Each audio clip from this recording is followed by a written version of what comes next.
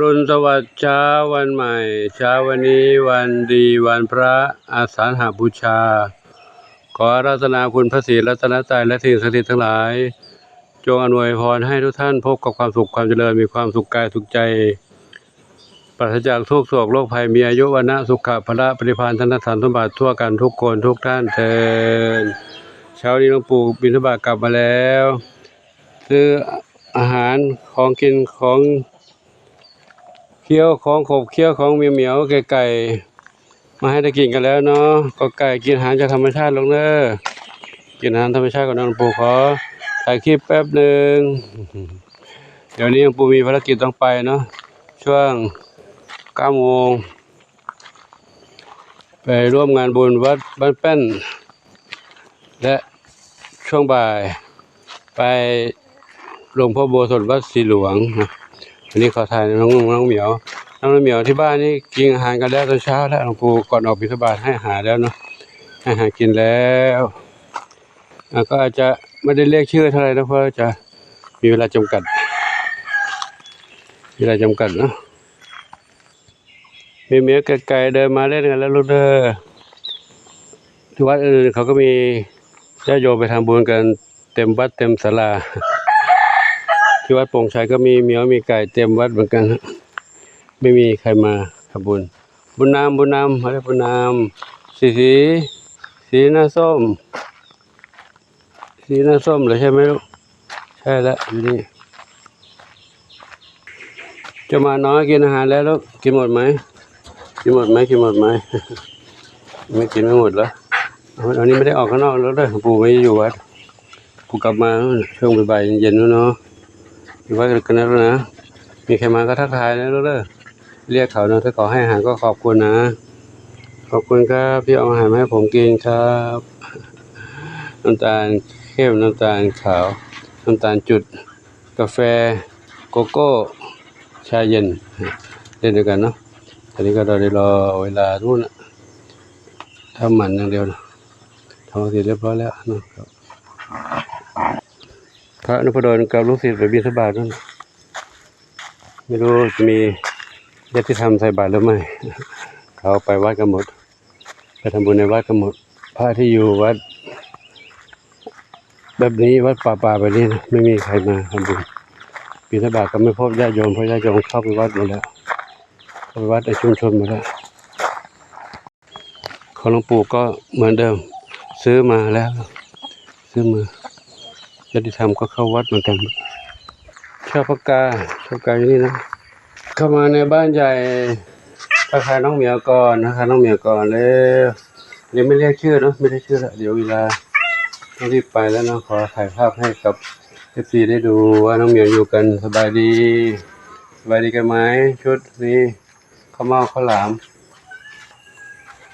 ทางนี้แต่ทางกวาชุดนี้แม่ยินดีอยู่บ้านนี้เนาะตอนนี้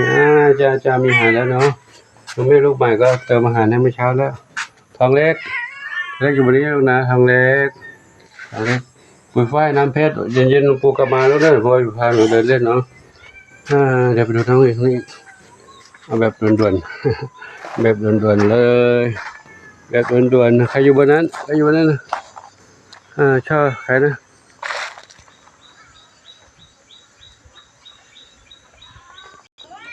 ชุดกล้วยหอมกล้วยปิ้งกล้วยหอมกล้วยไข่ออกไปเดินเหมียวได้แล้วลูกโอ้กล่องนี้ออกได้อยู่แล้วโอ้ไม่ได้เลยเดี๋ยวอยู่นี่ไปก่อนลูกเด้อเขาลอดออกได้อยู่กองตาห่างโอ้เหมียวเอารอดไปตัวหนึ่งแล้วกล้วยอะไรไปล่ะไปอยู่ไหนทีนี้หาไม่เจอเลยมันมีเหมียวอยู่นี่ทั้งหลายอยู่ในวัดกันแล้วลูกเด้อหลวงปู่ให้อาหารแล้วไงลูกกินเลยนะลูกนะกินแล้วเด้อกินแล้วนะอ๋อนี่มันกล้วยวันนี้ลูกกล้วยวันนี้ไปไหนนะโอ้ตัวเล็กกว่าเขาก็ได้นะเดี๋ยวปลุกตอนเย็นปลุกกลับมาจัดบ้านให้ใหม่เนาะอยู่บ้านเบอร์นู้นเดี๋ยวจะเอาตรงนู้นไปอยู่บ้านหลังนู้นเนาะตรงนี้มันยุงกัดได้แล้วก็วางกระบะทรายไม่ได้เดี๋ยวหาที่ใหม่ ชุดนี้ชุดพี่บิ๊กทั้งหลายเอาอยู่กันนี่เต็มเลยพี่บิ๊กทั้งหลายอยู่กันเต็มเลย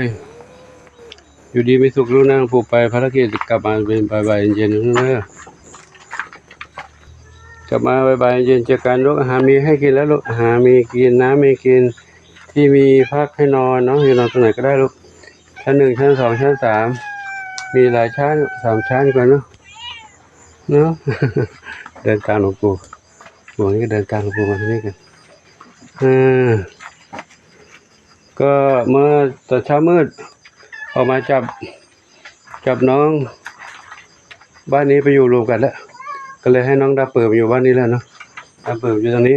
เมื่อคืนนี้ก็เลยให้อยู่บ้านนี้วันนี้เขาก็ร้องครวญครางงุ้งงิ้งกุ้งงิ้งไม่สงบเนื่องจากว่าเขาขับถ่ายตัวนี้นี่ก็วางกระบะทรายไม่ได้แล้วก็มุงก็ไม่ได้กางก็เลยจับตัวนั้นออกไปอยู่นู้นได้แล้วน้อง3 สีนะ3 สีเลข3 สีตัวนี้ไม่ยอมให้จับเมื่อคืนนี้เอามาจับได้จับไปก็เลยให้น้องน้ำเปิดอยู่คนนี้คนเดียวถ้าน้ำเปิดอยู่นี่คนเดียวก็สบายแล้วนะลูกเนาะบ้านกว้างเนาะกว้างมีน้ำมีห้องกระบะทรายมีห้องนอนส่วนน้องกล้วยทั้งหลายจะมาอยู่บ้านนี้เนาะเดี๋ยวต้องจับทองเหมียวนี้ไปอยู่ในกรงใหญ่ให้ได้ก่อนเนาะจับทองเหมียวนี้หรือว่าทองเหมียวนี้ก็ได้บ้านไหนก็ได้เนาะถ้าขับอยู่รวมกลุ่มใหญ่ได้ก็น้องกล้วยก็จะมาอยู่ตรงนี้ได้ก็จะได้มีพื้นที่กว้างหน่อยกว้างแล้วก็การมุงกันยุงได้เนาะใครนี่ใครชบากับมาลิเขาอยู่ข้างบนชบากับมาลิอยู่ข้างบนเนาะแต่เดิมเขาอยู่ตรงนี้แหละอยู่ข้างในนี้แต่ว่าตอนนี้เขาเสียสละบ้านให้เพื่อนอยู่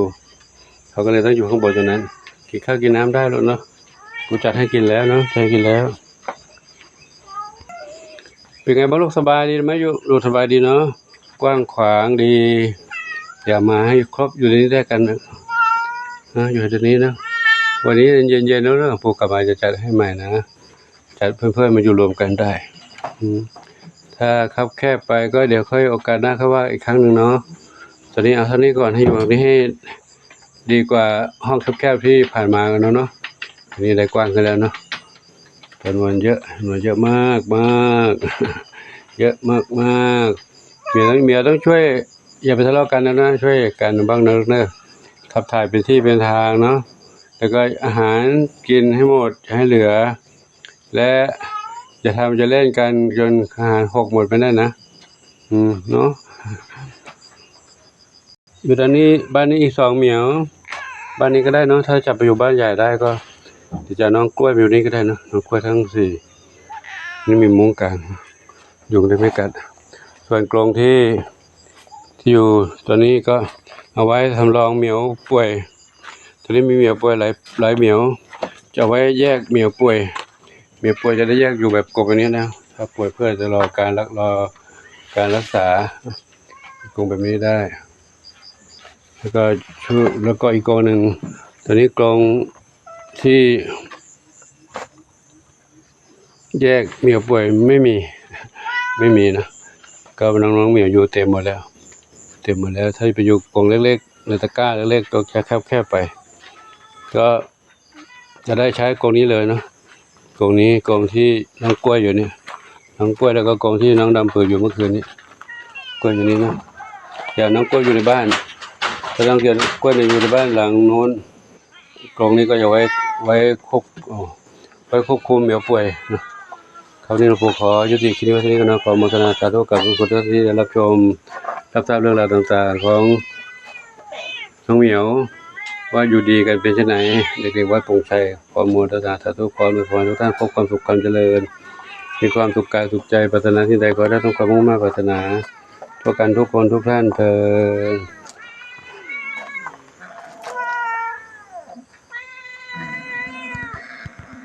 ชบาดำสนิทพุทราส้มขาวใหญ่นั้นพิกุลนี่ใช่กุหลาบเถาเล็ก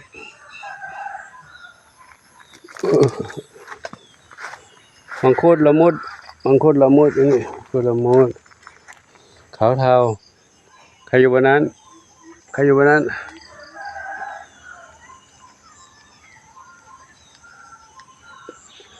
น้องน้องเป็นไปอยู่ไหนแล้ว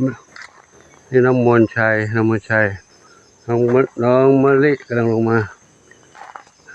น้องพิเชียนมากคนงามไปไหนแล้วไม่รู้อยู่ตรงนี้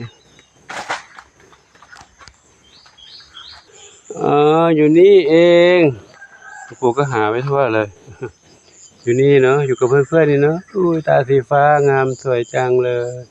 มันได้ใช้ขี้ตาอยู่ข้างหนึ่งไม่ได้ใช้ขี้ตาเนี่ยปู่ขอสัมผัสได้ไหมลูกสัมผัสได้ไหมสัมผัสได้ไหมจับหน่อยโอ้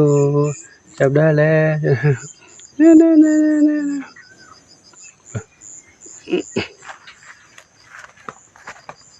จับได้แล้วเข้าไปอยู่ในบ้านแล้วนู่นเดินอยู่กับเพื่อนแล้วอยู่กับเพื่อนแล้วเนาะลูกเลยนะอยู่กันนะลูกเนอะอยู่กับเพื่อนแล้วดีใจได้อยู่บ้านได้แล้วเนาะครับก็ขอยุติคลิปนี้ไว้ที่นี้กันเนาะขออนุโมทนาสาธุขออำนวยพรทุกท่านโชคดีมีความสุขทุกกันทุกคนทุกท่านสาธุอายุวันโนสุขังพระลัง